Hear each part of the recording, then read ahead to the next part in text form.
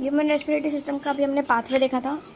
अब है human respiratory system में और आगे क्या है, मतलब लंग्स एंड कंडक्टिंग पार्ट वो सब। तो सबसे पहले लंग्स किससे बने होते हैं?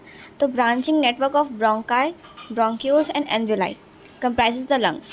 मतलब इन शॉर्ट लंग्स में क्या होता है, क्योंकि जो प्राइमरी ब्रोंकाई होती है जो ट्रैकिया से डिवाइड होती है, तो ट्रैकिया तो नहीं होती because trachea divides into bronchi. तो ब्रोंकाई से स्टार्ट होती है जो कि अंदर जाती है लंग्स के। Bronchi make it's way through the lungs. तो ब्रोंकाई से लेके एल्वेलाई तक branching network of bronchi, bronchioles and alveoli comprises the lungs. अब लंग्स होता क्या है? लंग्स वन पेयर होते हैं ह्यूमंस में। Lungs are covered with double layered pleura with pleural fluid between them.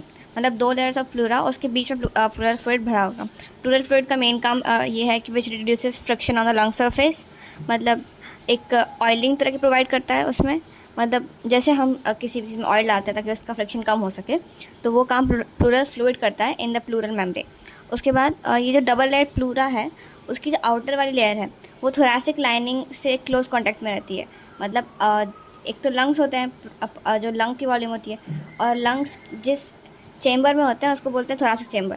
तो थोरैसिक चेम्बर की जो लाइनिंग होगी, थोरैसिक लाइनिंग मतलब जहाँ पे रिब्स वगैरह होते होंगे, तो वहाँ उससे क्लोज कांटेक्ट में रहेगी आउटर प्लूरा, और इनर प्लूरा क्लोज कांटेक्ट में रहेगी लंग सरफेस के। तो ये हो गया आउटर एंड इनर प्लूरा। अब हमने जो पाथवे पढ़ा था उसमें एक्सटर्नल नोस्ट्रल से लेके टर्मिनल ब्रोंक्यूल्स तक, ये जो एक्सटर्नल नोस्ट्रल से एयर आई और वहाँ से लेके टर्मिनल नोस्ट्रल्स तक एयर गई, उसको बोलते हैं कंडक्टिंग पार्ट। कंडक्टिंग पार्ट का फंक्शन क्या है? फंक्शन है 3 फंक्शंस दिए हैं। To humidify air, to remove any foreign particles and to bring the air to the body temperature. Air को ह्यूमिडिफाई करना, कोई भी अगर इम्प्योरिटी है तो उसको रिमूव करना, और एयर को बॉडी टेम्परेचर पर लाना so that it can get in the lungs. ये तो हो गया कंडक्टिंग पार्ट, एक्सटर्नल नोस्ट्रल से टर्मिनल ब्रोंक्यूल हो सकता। और एक्सचेंज पार्ट वो पार्ट होता है जहाँ पे एक्चुअली में डिफ्यूजन हो रहा होता है between the atmospheric air and the blood. मतलब जो हमने एटमॉस्फेरिक एयर इनहेल करी थी और जो ब्लड कैपिलरीज में से ब्लड जो आ रहा होगा, वहाँ पे जब जो एक्चुअल जहाँ पे डिफ्यूजन हो रहा होगा दैट इज़ एल्वेलाई।